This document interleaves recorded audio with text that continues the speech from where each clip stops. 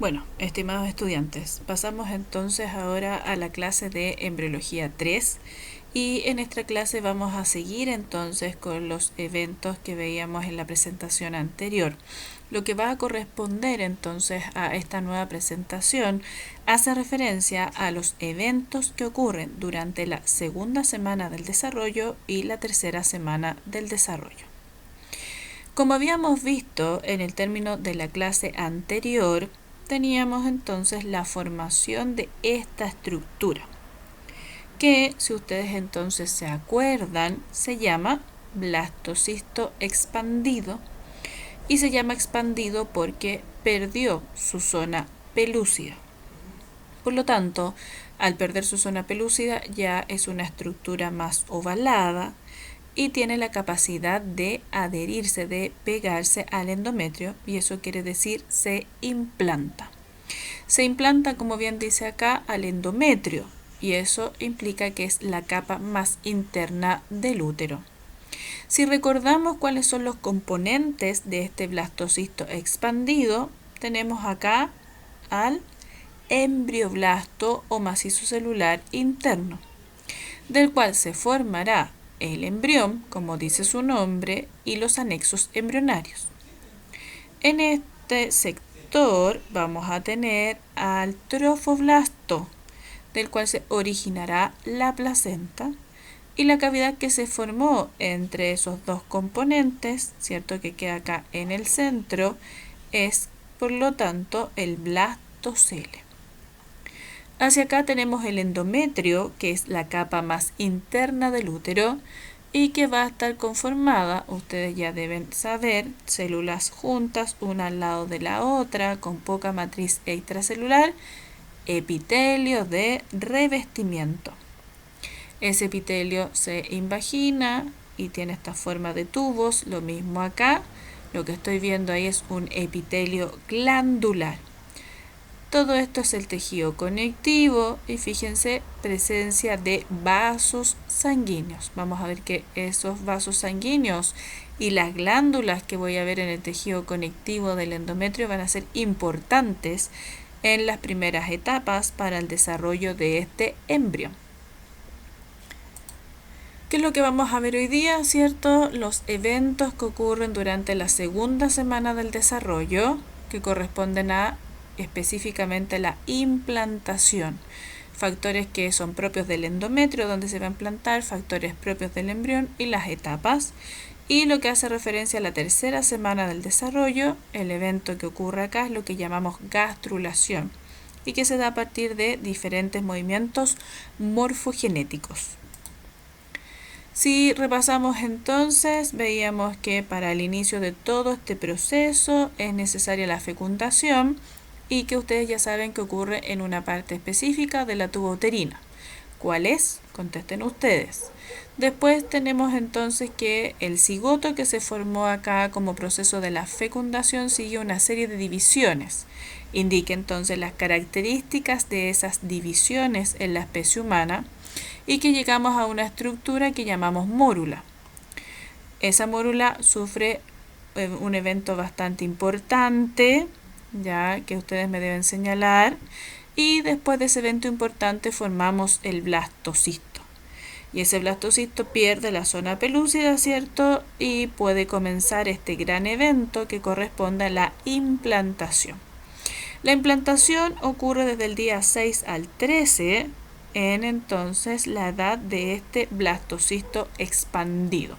Ya desde el día 6 hasta el día 13, siendo la edad de este blastocisto expandido, está este evento que corresponde a la implantación. Para que este individuo se implante, este blastocisto expandido se implante, el útero debe tener ciertas condiciones, y acá vamos a ver cuáles son las condiciones que tiene el útero para esa implantación. Vamos a señalar en forma general que el ciclo endometrial normal dura 28 días y está dividido entonces en su mitad al día 14 por un proceso que es la ovulación. Desde el día 0 al 14, ¿cierto? Vamos a tener una primera etapa que llamo fase proliferativa. Y del 14 al 28 voy a estar en una segunda fase de este ciclo endometrial que llamo fase secretora. Y en estas fases hay cambios histológicos en el endometrio.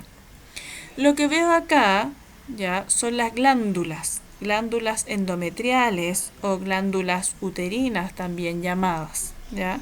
Veo que las glándulas acá son rectas y que no van a tener secreción en su interior. Además, el tejido conectivo que rodea las glándulas endometriales es bastante compacto. ¿Ya? Eso entonces es del día 0 al 14. Y en la segunda fase, que denomino fase secretora, que va del día 14 al 28, cambia el aspecto de ese endometrio. Y estas estructuras van a corresponder a las mismas de acá, a las glándulas endometriales. Pero acá las glándulas endometriales no son rectas, sino que están enrolladas. Se dice entonces que tienen, por lo tanto, un aspecto tortuoso, ¿sí? Y además, si nos fijamos, esas glándulas entonces van a tener contenido en su interior que corresponde a glicógeno. Si veo el aspecto del tejido conectivo y lo comparo desde esta fase proliferativa y esta fase secretora, acá las células están muy separadas. Existe mucho espacio entre ellas y eso es porque existe edema, acumulación de líquido entre las células del tejido conectivo. ¿Cuáles son las condiciones que que tiene que tener el endometrio para que este blastocisto expandido se implante? En las condiciones de esta fase, el endometrio debe estar en fase secretora. También en la zona donde va a ocurrir la implantación, ya el endometrio adquiere unas especializaciones en el epitelio y que parecen estas estructuras en forma de pequeños deditos. Esas estructuras reciben el nombre de pinópodos y también entonces se dan en la etapa secretora. Como lo veo entonces estos pinópodos en un corte histológico, microscopía de luz, y acá lo veo en microscopía electrónica de barrido, presencia de pinópodos en el endometrio donde va a ocurrir la implantación. Para que ocurra este proceso de implantación va a tener diferentes fases y esas fases son 3. La primera de ellas la vamos a llamar aposición, la segunda adhesión y por último la etapa o fase de invasión. Cuando miramos este corte, ¿cierto?, que me va a indicar a esta primera etapa que llamo aposición, me va a señalar que esto es el blastocisto expandido. Y lo que veo acá es el epitelio del endometrio y hacia acá, ¿cierto?, el tejido conectivo. Cuando hablo de fase de aposición, implica que el blastocisto se coloca por la zona del embrioblasto enfrentando al epitelio del endometrio. ¿Ya? Entonces, así ocurre entonces la aposición en, ¿no es cierto?, los humanos, en los embriones humanos. En el caso de, por ejemplo, las ratas, la aposición, ¿cierto?, ocurre por este otro lado, del trofoblasto. Pero ojo, en el caso de los humanos, el blastocisto, por su porción donde está el embrioblasto, se, ¿no es cierto?, coloca enfrente del endometrio. La segunda etapa, una vez que ya se posicionó correctamente ese blastocisto expandido, consiste en la etapa de adhesión, ¿ya? Y si definimos adhesiones como pegar. ¿Qué es lo que va a ocurrir? Tengo mi blastocisto, ¿cierto?, expandido, en donde acá tengo a mi embrioblasto macizo celular interno. En amarillo, por donde está pasando el cursor, es el trofoblasto y esta es la cavidad que se llama blastocele. Hacia acá, por lo tanto, tengo el endometrio, el epitelio de revestimiento, las glándulas, vasos sanguíneos, tejido conectivo. Cuando hablo de adhesión, implica que el trofoblasto del blastocisto expandido se pega con el epitelio de revestimiento del endometrio. ¿Ya? Pero no me sirve que se pegue, sino que esta estructura, que es el blastocisto expandido, tiene que ocupar el tejido conectivo que hay entonces en el endometrio. Por lo tanto, la tercera etapa se reconoce con el nombre de invasión. ¿En qué va a consistir esta invasión? Si ustedes se fijan, estoy viendo que lo que estaba antes de color amarillo, ¿cierto?, es el trofoblasto. Pero acá debe ocurrir la diferenciación del trofoblasto en dos capas. Una capa interna, que acá sigo representando de color amarillo, que va a ser el citotrofoblasto, y una capa nueva que se diferenció, que la voy a llamar sincicio-trofoblasto. Se llama sincicio porque solo veo una mancha de núcleos, un acúmulo de células. No limito las células una de la siguiente, ¿ya? Y ese sincicio-trofoblasto es el que tiene la función de degradar el epitelio y el tejido conectivo del endometrio. ¿Ya? Entonces ocurre diferenciación en esta etapa de invasión del trofoblasto. ¿En qué capas? Citotrofoblasto, la más interna, y sincicio-trofoblasto, la más externa.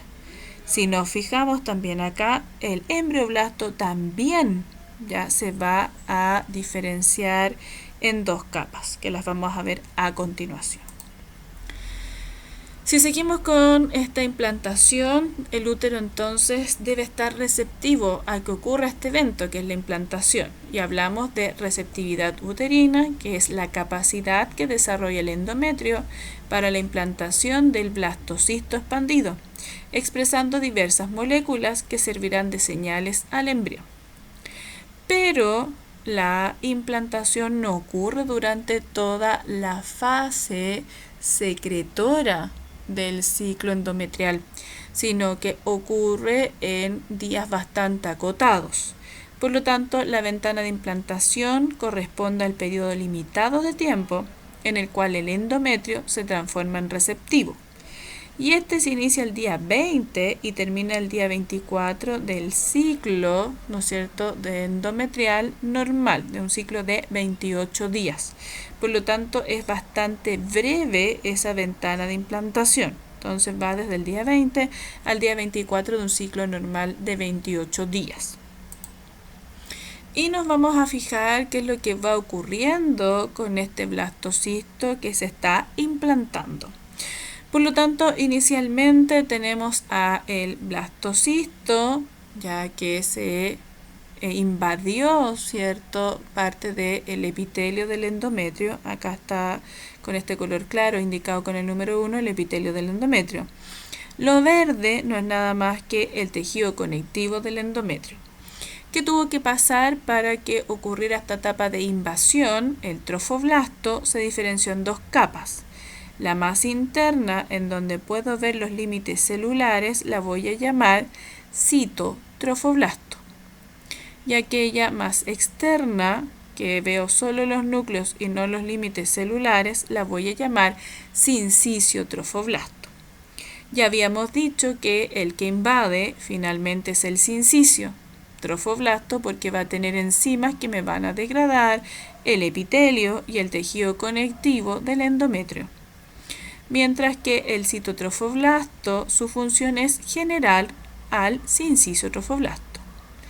¿Qué es lo que ocurre con el embrioblasto? Antes era de un solo color y fíjense, ahora tiene dos colores. Eso quiere decir que también se diferenció en dos capas. Una capa más superficial, que está representada acá de color azul, que voy a denominar epiblasto. Y una capa más profunda, que está representada por el color amarillo y el número 2, que corresponde al hipoblasto. Y sigue estando la cavidad del blastocisto, que llamo blastocele.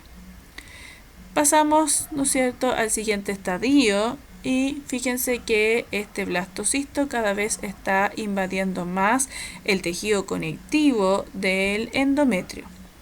Y voy a tener nuevamente a los componentes de este blastocisto que se está implantando.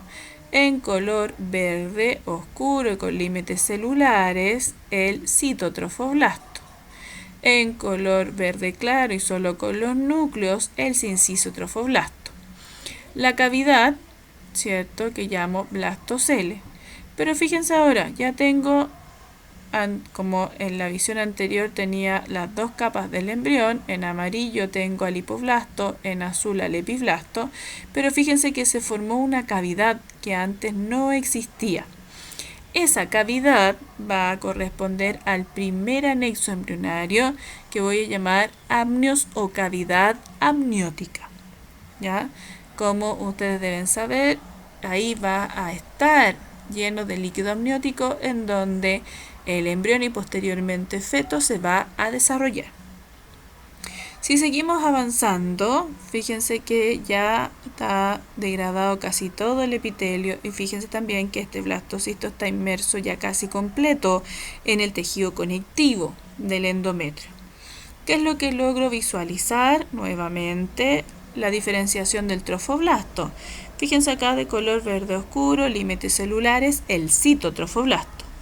De color verde claro con solo los núcleos y no puedo observar los límites celulares, el sincisotrofoblasto.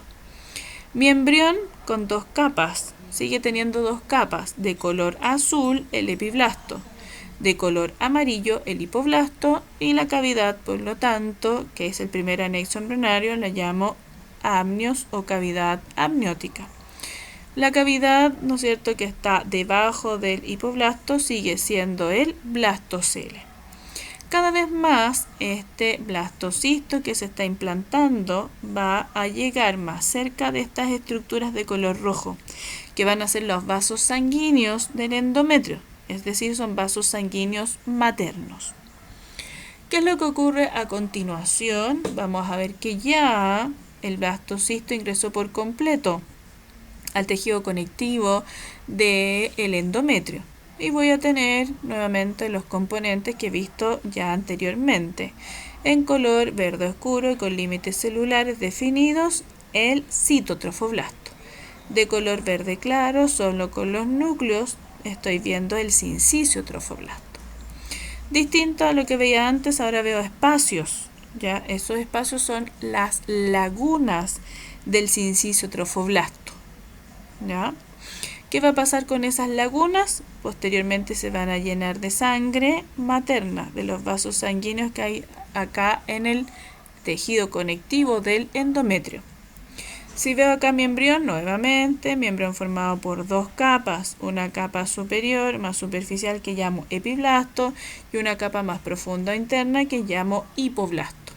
Hacia acá la cavidad que se formó inicialmente, que corresponde entonces al amnios o cavidad amniótica.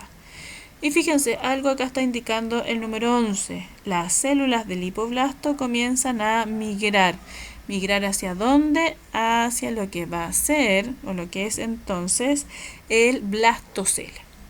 Fíjense acá, con el número 9 también, otra estructura nueva. Y es lo que se conoce como tapón de fibrina. Es entonces tejido colagenoso que va a unir los bordes del epitelio que revista el endometrio. ¿Qué es lo que ocurre con ese tapón de fibrina?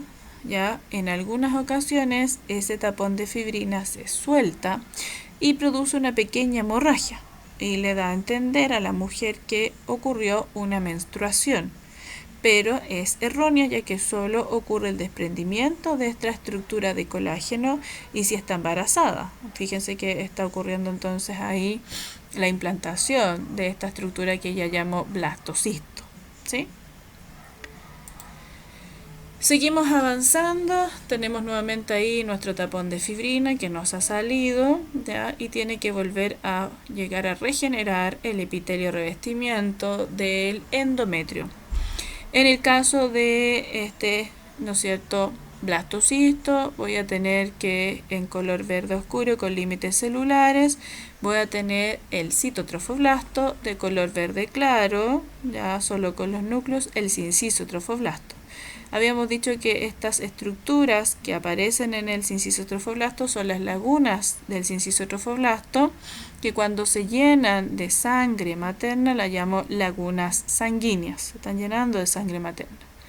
En el caso de mi embrión, nuevamente formado por dos capas, una capa superficial que llamo epiblasto, una capa profunda que llamo hipoblasto. La cavidad que se formó acá, el primer anexo que reconozco con el nombre de amnios o cavidad amniótica.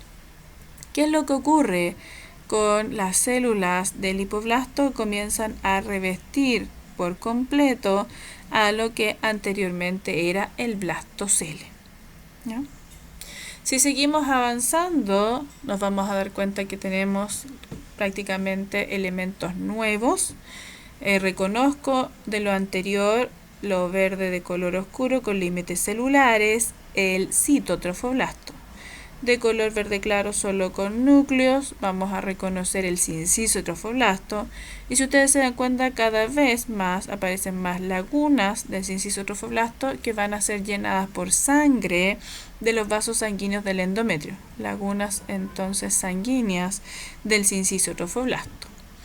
Mi embrión nuevamente formado por dos capas, una capa superficial que llamo epiblasto y una capa más profunda que llamo hipoblasto. El primer anexo o cavidad que se formó que corresponde al amnios o cavidad amniótica. ¿Qué pasó acá? Las células del hipoblasto rodearon por completo al blastocele. Y cuando eso ocurre, esta estructura, esta cavidad ya deja de llamarse blastocele y pasa a llamarse saco vitelino primario. ¿Ya? Entonces ahora esa cavidad, cuando las células del hipoblasto revisten por completo a lo que era el blastocele, paso a formar otro anexo que voy a llamar saco vitelino primario. Y algo más acá se formó. Fíjense que entre lo que va a ser ahora el saco vitelino primario y las células del citotrofoblasto se formó un tejido. Ya ese tejido, que está acá representado de color rosado, lo voy a llamar mesoderma. Y si se fijan, ese mesoderma está por fuera de mi embrión. Esto es mi embrión. Y esto está por fuera. Por lo tanto, lo voy a llamar mesoderma extraembrionario. ¿Ya? ¿Qué es lo que veo además? Fíjense cada vez más las lagunas sanguíneas con sangre materna y el epitelio de revestimiento del endometrio, ¿no es cierto?, se regeneró por completo. ¿Qué es lo que sucede a continuación? Vamos a ver que el tejido que se formó, que lo llamo mesoderma extraembrionario, va a sufrir apoptosis. Si ustedes se acuerdan de la clase de mecanismos, apoptosis es la muerte celular programada. Por lo tanto, ya no hay tejido, sino que va a dejar una cavidad. Esa cavidad entonces que antes estaba ocupada por el mesodermo extraembrionario, a esa cavidad que ahora está vacía, la llamo celoma extraembrionario.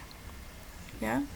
Como ocurre apoptosis del mesoderma extraembrionario, parte de ese proceso también va a afectar al saco vitelino primario y sufre apoptosis y quedan ahí algunos restos. Esos restos del saco vitelino primario, que posteriormente también sufren apoptosis, reciben el nombre de quistes exocelómicos. Como el saco vitelino primario sufrió apoptosis, ahora queda un saco vitelino más pequeñito. Y a ese saco vitelino lo voy a llamar saco vitelino secundario o definitivo. Mi embrión nuevamente sigue estando formado por dos capas, una capa superior que llamo epiblasto y una capa inferior que llamo hipoblasto. El primer anexo que se formó y que está sobre el epiblasto es la cavidad amniótica o amnios. Hacia acá lo morado, ¿cierto?, oscurito, corresponde al sinciso trofoblasto, al citotrofoblasto, y lo rosado claro es el sinciso trofoblasto. Y lo que está en rojo, las lagunas sanguíneas, ¿ya? Corresponde al sinciso trofoblasto, ¿no? ¿Qué es lo que podemos encontrar como anomalías del desarrollo durante esta segunda semana? Corresponde a lo que se reconoce con nombre genérico a implantación ectópica. y definimos algo ectópico que está fuera de lugar, en un lugar incorrecto. Entonces fíjense acá, de acuerdo entonces a ese esquema, puedo tener implantación en el ovario, puedo tener implantación en distintas porciones de la tubouterina, ¿ya? Y dependiendo entonces de la zona de la implantación ectópica de la tubouterina, podemos ver que si ocurre en la primera parte, es decir, en el infundíbulo, se reconoce como implantación ectópica ostial. Si ocurre en la ampolla de la tubouterina, ampular. Si ocurre entonces en el istmo, la vamos a llamar del istmo, ¿cierto? O en la región inicial del útero, que la llamo intersticial. Fíjense también que puede ocurrir una implantación en el abdomen y existe otro tipo de implantación que ocurre en el cérvix o en el cuello del útero. No llegan a término las que ocurren entonces en el ovario, las que ocurren entonces en las porciones de la tubouterina, pero sí llegan a término las implantaciones ectópicas abdominales y las implantaciones ectópicas cervicales, por algunas consideraciones. Entonces, si se fijan aquí, nuevamente un esquema de sitios entonces de implantaciones ectópicas en el ovario, ¿cierto? En las distintas porciones de la tubouterina, en el abdomen, ¿ya? Y en el cérvix del útero. Y esas decíamos, la cervical y la abdominal si llegan a término, ¿ya? El resto no va a llegar a término. El embarazo abdominal, sí, entonces se va a llegar a término, se va a nutrir a partir de los vasos sanguíneos que existen de los órganos adyacentes, pero, ¿no es cierto?, hay que tener un control ecográfico y distintas, ¿no es cierto?, cuidados para que no ocurra algún riesgo para la madre y para el feto, ¿ya? En el caso de la implantación, ya que ocurre en el cérvix del útero, también llega a término, pero esta implantación que ocurre en el cérvix del útero es lo que se conoce, ya la anomalía que produce es lo que se conoce como placenta previa. ¿Qué es lo que va a ocurrir en esta placenta previa? Fíjense en dónde se ubica esta estructura, eso es la placenta. Ya que fíjense que junto al cordón umbilical van a unir al feto con la mamá, con la madre. En el caso de placenta previa, lo que ocurre es que la placenta queda hacia el canal del parto, es lo primero que sale en el canal del parto. Lo normal es que la placenta se ubique en esta zona, acá arriba, ¿ya? En esa zona, acá arriba. Por lo tanto, si la placenta es el primer elemento que está hacia el canal del parto, produce una gran hemorragia, que puede ser, ¿no es cierto?, peligrosa, detrimental para la salud de la mamá y de este feto que, ¿no es cierto?, está naciendo. Por lo tanto, cuando existe esta implantación cervical con presencia de placenta previa, lo que se hacen son ecografías más seguidas y se programa una cesárea, ¿ya? Eso con respecto a lo que ocurre durante la segunda semana del desarrollo. Ahora entonces vamos a ver lo que corresponde durante la tercera semana del desarrollo.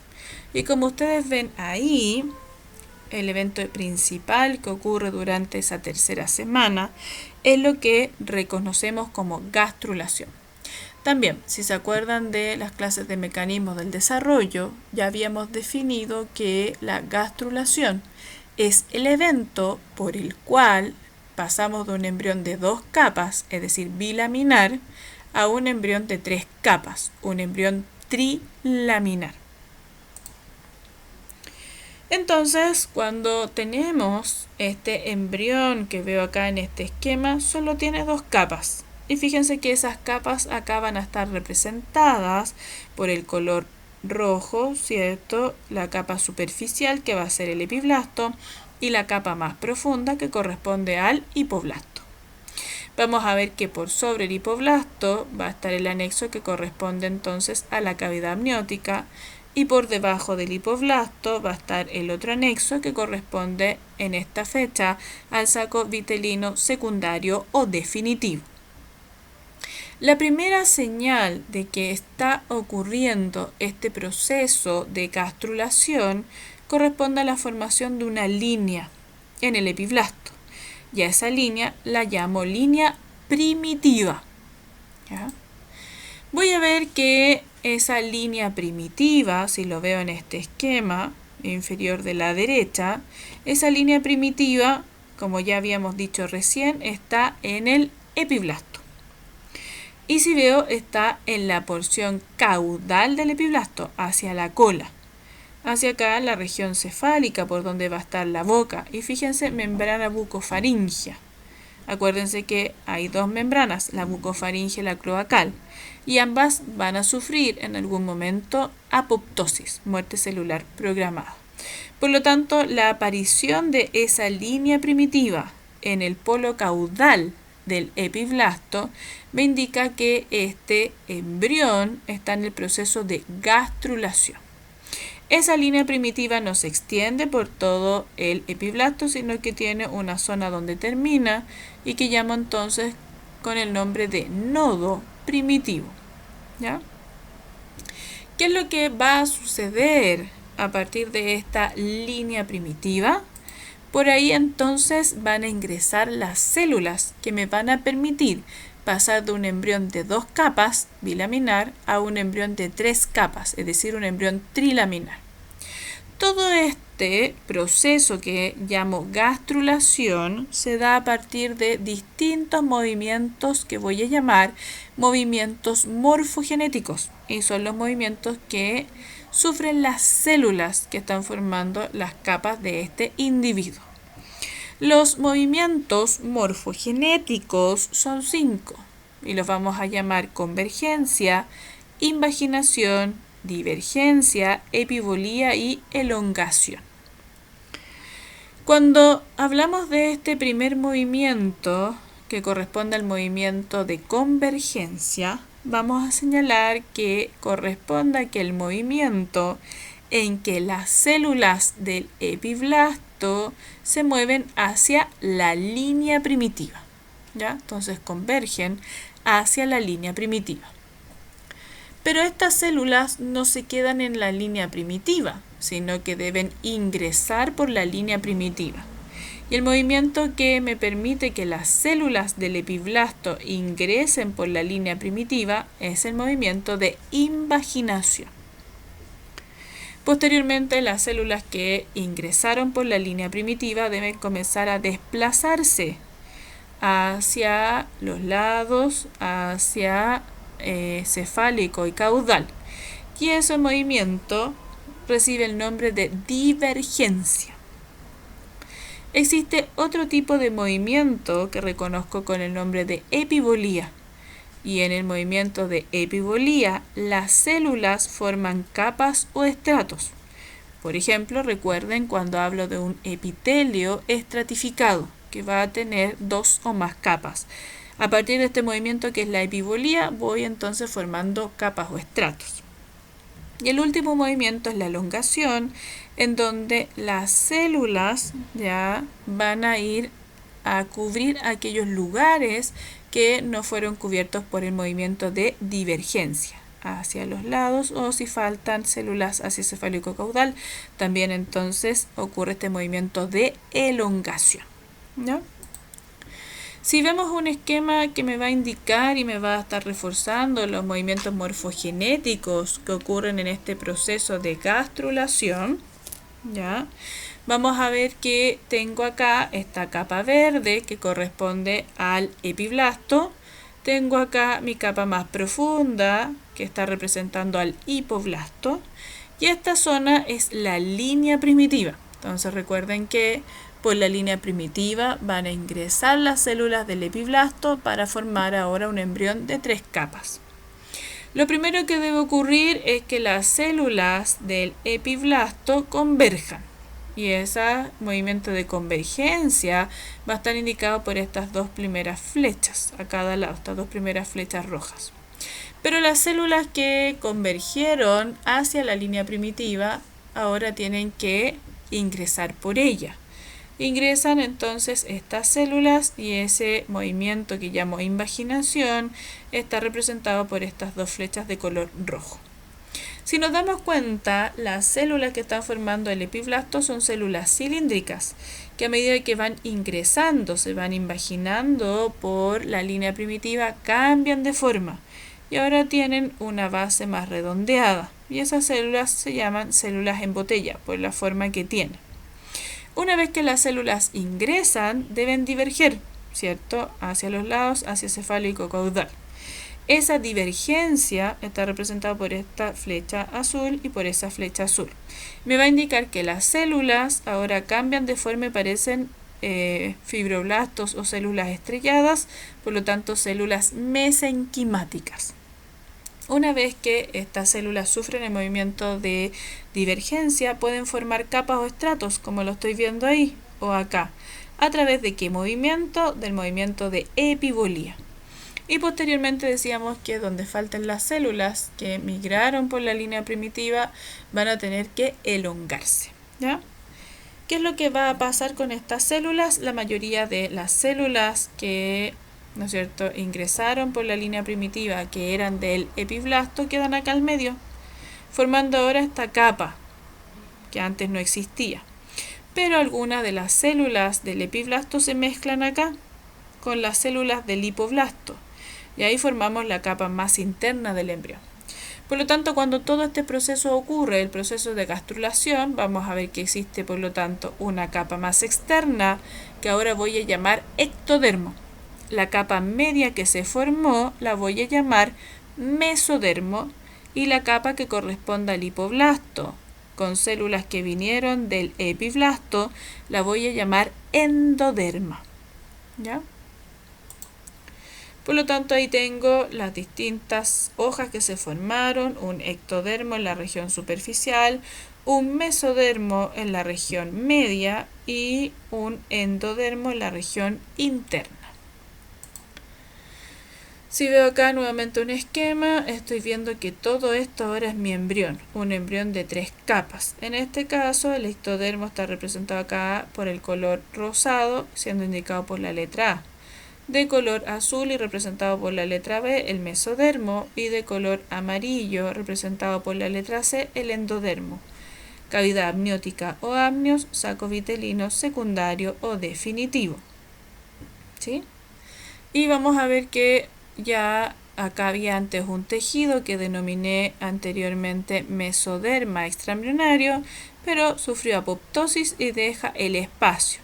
Y ese espacio lo voy a llamar celoma extraembrionario. ¿Ya? ¿Qué es lo que va a ocurrir a partir de la formación de estas 3 capas embrionarias? Vamos a ver que se forma una estructura en el mesodermo y que va a ser muy importante para el desarrollo de ciertos sistemas. Y esa estructura es la notocorda. ¿Ya? Por lo tanto, se forma a partir del día 18 y se desaparece totalmente a finales de la 4ª semana. ¿Ya? ¿Qué es lo que va a hacer esta notocorda? Va a inducir la formación del sistema nervioso y también le va a dar el eje al embrión. ¿Ya? Vamos a ver, por lo tanto, que a partir de esas 3 capas embrionarias definitivas que se formaron por la gastrulación, voy a formar el resto de los tejidos. ¿Ya? Si yo hago un corte de tipo transversal en este embrión que sufrió la gastrulación, me voy a dar cuenta que estructuras que están representadas acá de color azul y esta zona de la superficie, eso de ahí, fueron derivados de la capa más superficial, del ectodermo. Todo lo que está representado de color rojo, ¿ya?, y rosado hacia acá y hacia allá, van a ser estructuras que se forman a partir de la capa media, es decir, del mesodermo. Y lo que está de color amarillo, revistiendo en este caso al saco vitelino secundario definitivo, va a ser la capa más interna que corresponde al endodermo. Vamos a ver en primer lugar los derivados del ectodermo, ¿ya? En ese ectodermo yo lo voy a poder dividir en dos tejidos, ¿ya?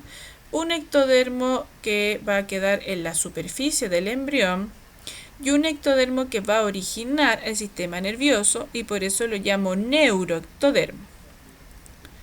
Vamos a ver que para que se forme el neuroectodermo debe estar presente la notocorda que induce al ectodermo.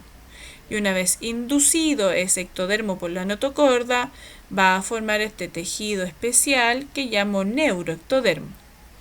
Aquel ectodermo que no es inducido por la notocorda queda como ectodermo superficial.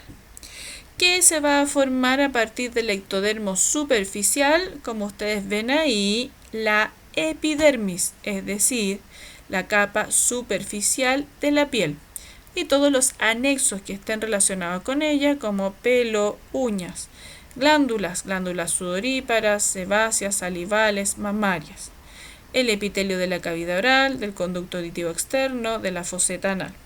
También, a partir de ese ectodermo superficial, el esmalte dental, la membrana externa del tímpano, las placodas ópticas, óticas y olfatorias.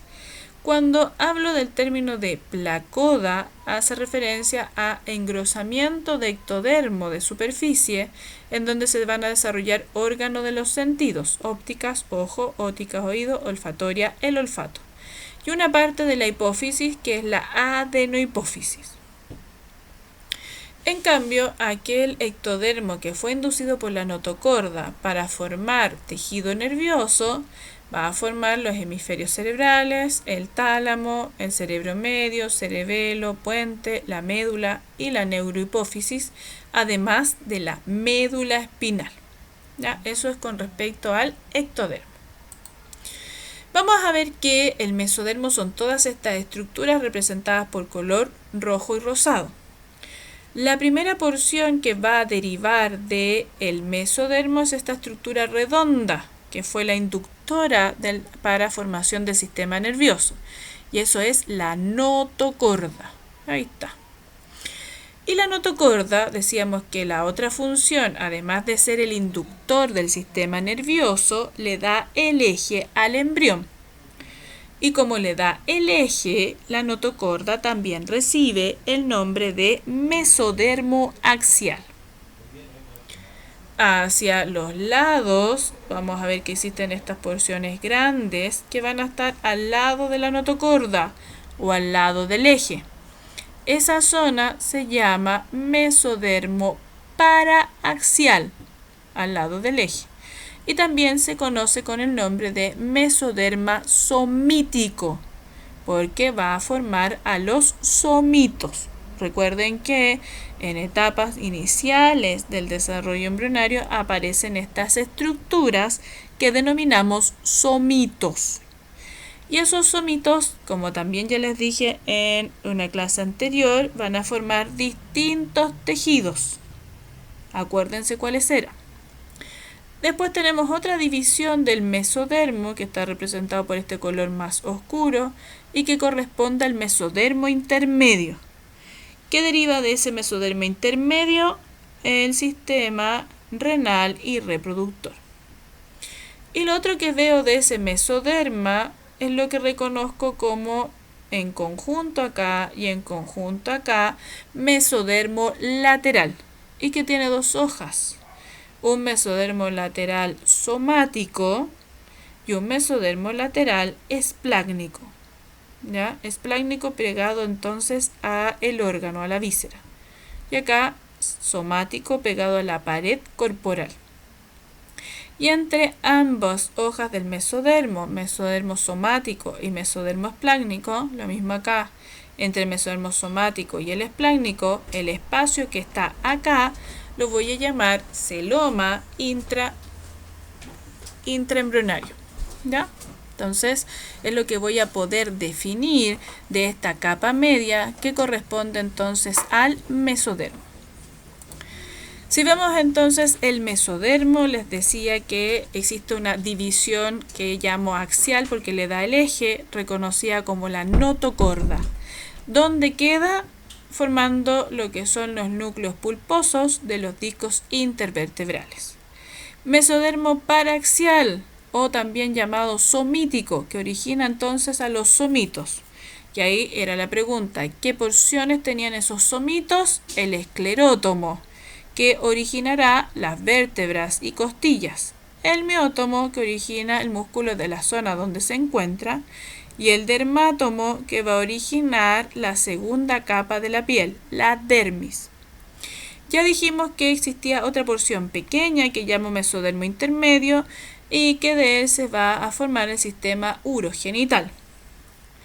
Y el mesoderma lateral, el que eran las dos hojas, tenemos un mesodermo somático o somatopleura y un mesodermo esplácnico o esplagmopleura. Somático, que está pegado entonces a las cavidades, y vamos a ver que el esplácnico está rodeando al órgano en sí. ¿Qué más deriva del mesodermo esplácnico? Los vasos sanguíneos, el sistema cardiovascular y también los vasos linfáticos. ¿Ya? Y por último tenemos a la capa más interna, que llamo endodermo, y a partir de ese endodermo se va a formar el sistema respiratorio, el sistema digestivo, específicamente los epitelios de revestimiento, los epitelios glandulares de sus sistemas, además de glándulas endocrinas. Entonces fíjense, el epitelio digestivo y sus glándulas anexas, es decir, hígado, páncreas, lo que corresponde al epitelio del sistema respiratorio, al epitelio de la vejiga urinaria, la uretra, la próstata, la tuba de cavidad timpánica y, como decíamos, glándulas como la tiroides, la paratiroides y también el timo. Entonces, cuando terminamos de ver nuestro embrión, tenemos ya las tres capas embrionarias formadas después de la gastrulación. En color azul, el ectodermo, en color rojo, mesodermo y en color amarillo, el endodermo. Hacia acá, el anexo que corresponde a la cavidad amniótica, hacia acá, el anexo que corresponde al saco vitelino secundario o definitivo. Y ya dividimos el mesodermo en distintas regiones. La primera de ellas es la notocorda o mesodermo axial. ¿Qué anomalías del desarrollo ocurren durante esta tercera semana? Por ejemplo, teratoma sacrococcigio. Células que no migraron por la línea primitiva están formando acá un tumor que recibe el nombre de teratoma y que se puede convertir en cualquier tejido de acuerdo a los estímulos o factores que ella reciba de crecimiento. Y en este caso está en la región del coxis y el sacro, ¿no? También existe otra anomalía del desarrollo, ¿cierto? En que las células no existe estos movimientos morfogenéticos hacia caudal, por lo tanto la porción, ¿no es cierto?, de las extremidades inferiores van a quedar unidas y mayor diferenciación de las distintas partes. Y eso se conoce entonces con el síndrome de Sirena o sirenomedia, que también o que corresponde a la digenesia de la región caudal. No se desarrolla la región caudal de este embrión y posteriormente feto. ¿Ya? Como siempre, la bibliografía, el Langman, el Carlson, el Moore. Y si tienen preguntas, por favor, hacérmelas llegar vía correo o a través de la plataforma entonces Canvas.